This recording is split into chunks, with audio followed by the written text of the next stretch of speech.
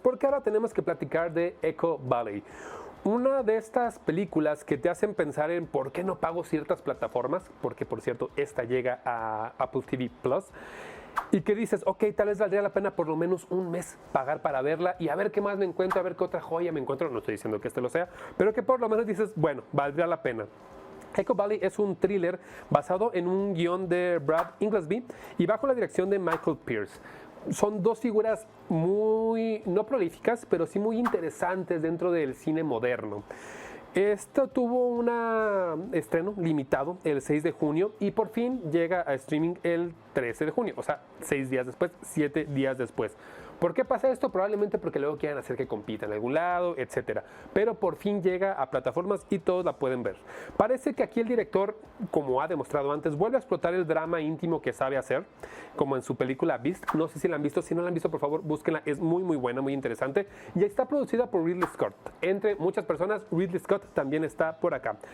Esto busca mantener como cierto equilibrio. Equilibrio entre cosas como atmosféricas muy intensas y personajes muy humanos. Personajes humanos que podrían ser cualquiera, porque todo es muy cercano. Es un drama familiar, casi casi, pero también con cosas ya muy turbias que a mí me recordó mucho en ciertas partes a Tenemos que hablar de Kevin. Esta película donde sale Ezra Miller y Tilda Swinton, que es un gran ícono. Más o menos es algo así, pero muchísimo más dramático. Y aparte más, no fantasioso, pero como que más exagerado. Ya lo iremos viendo poquito a poco, pero lo que sí quiero decir es que si les gusta Tenemos que hablar de Kevin, sin duda tienen que ir a checar esta película en Apple TV. Ahora sí, vámonos con la sinopsis. En la granja de caballos Echo Valley, Kate Garrett lucha por compensar la muerte de su esposa. La estabilidad se rompe cuando su hija Clary, con problemas de adicción, irrumpe una noche cubierta de sangre y con un cadáver en el carro. Lo que empieza con un conflicto familiar y complica la vida de Kate y Carrie para siempre, por lo que se enfrentarán con un narcotraficante amenazador que los arrastra a las dos a un plan siniestro. Probablemente esta es de las sinopsis más largas que he leído porque es el problema del guión. Vamos a empezar con el guión, que es de Brad Inglesby. Es demasiado en poco tiempo. La película dura 1 hora 40 y si bien entrega una estructura interesante en 3 actos muy delimitados, que empieza como un drama familiar, luego se hace un thriller y después un giro final muy dramático, muy de casi survivor movie, no survivor movie tal cual, pero un poquito así. Y los riesgos que tiene aquí es que mete estos demasiados elementos en 1 hora 40. Elementos que no se desarrollan de la mejor forma y que contemplan demasiadas cosas en un poco tiempo. Pese a ello, esto funciona. Funciona, pero hay agujeros. Y esos agujeros están puestos aquí para que la película avance. No estoy diciendo que sea un mal guión todo en conjunto. El guión funciona. Funciona porque avanza y porque nos cuenta una historia muy entretenida de principio a fin, de cómo también, y de eso nos habla la historia, una madre está dispuesta a dar todo por sus hijos y a veces los hijos pueden aprovecharse de esa nobleza o de esa entrega de una madre. De eso habla esta cinta. Pero luego gira.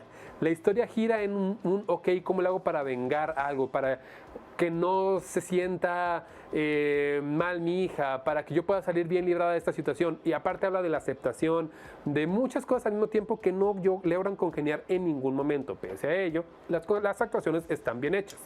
Actuaciones, ¿a quién tenemos por aquí? Es a Julianne Moore como Kate, que es la madre, a Sydney Sweeney, a quien recordamos por un montón de cosas, pero sobre todo por Euphoria, y a Domhnall Gleeson, a quien recordamos por salir en Cuestión de Tiempo. Él era el esposo en Cuestión de Tiempo.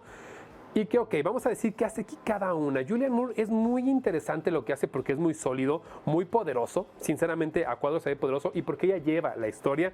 Pero Sydney Sweeney como Clary no es que lo haga mal, porque no lo hace mal. Simplemente quiero decir que Sydney Sweeney tiene un talento innato y completamente inmerso en ella para hacer personajes adolescentes sumamente molestos, muy molestos, que a pesar de que podrían llegar a caer bien físicamente porque es una persona agradable, cae mal, su personaje cae mal, pero lo hace bien. Y Domhnall Gleeson, sinceramente, él creo que es el que se lleva la cinta porque es como un poco un psicópata, narcotraficante psicópata, y la forma en la que está dirigido lo hace bastante bien. La dirección tiene muchísimo que ver con esto, de Michael Pierce.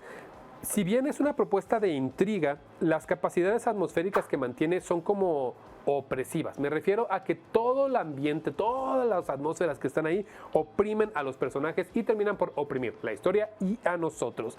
El manejo de la transición entre la melancolía que primero se siente, luego el thriller, probablemente sea uno de los pilares más fallidos de la historia, porque se siente el salto.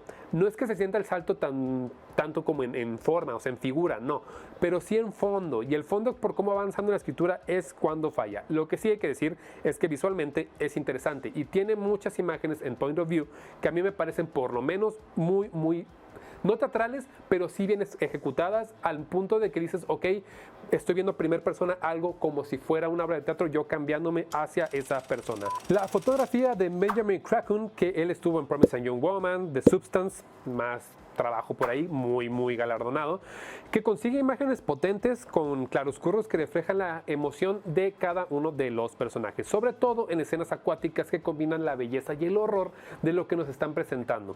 Cuando hay escenas dentro del agua, en verdad es increíble lo que pasa. También el fuego se ve muy bien. Y si algo podemos decir de esta fotografía es que está ejecutada de manera magistral.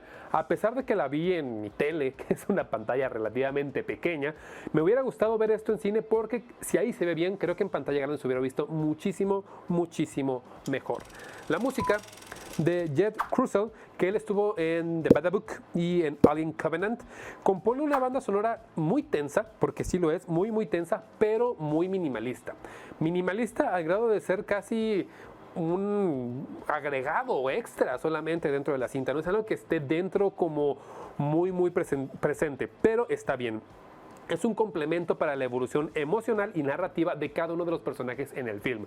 Y sobre todo, por favor, si llegan hasta el final de la cinta y escuchan la música del final, no es que sea una canción, pero la melodía, por cómo rompe y por lo que está pasando, no les quiero dar ningún spoiler, pero en verdad es increíble. Es increíble la forma en la que esta música hace que se eleve un poquito más la cinta.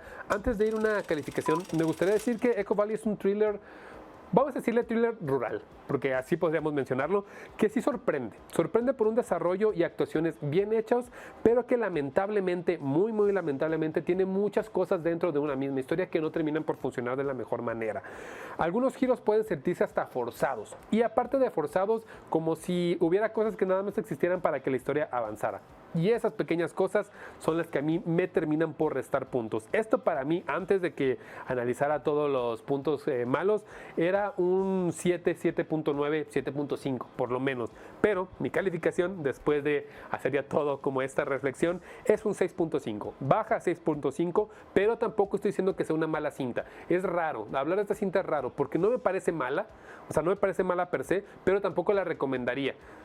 Solamente está, no se me va a olvidar pronto, la historia es interesante, pero tampoco me parece la gran joya.